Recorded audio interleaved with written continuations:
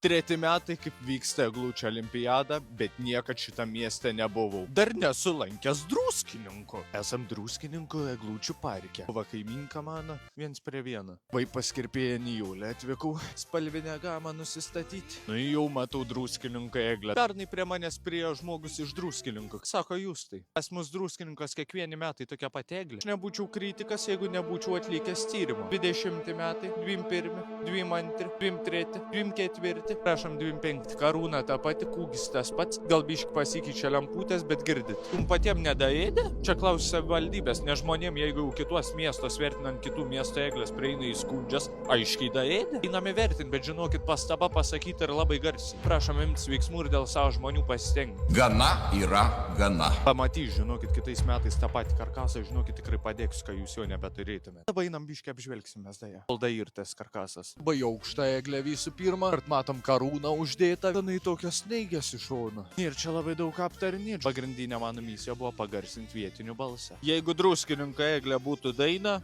tai būtų šita. Keitėsi ir miestai ir veidai, šaukiau tave, bet tu manęs neišgirdai. Rašykit komentaras, ar pritarėt mano ir žmonių balsui.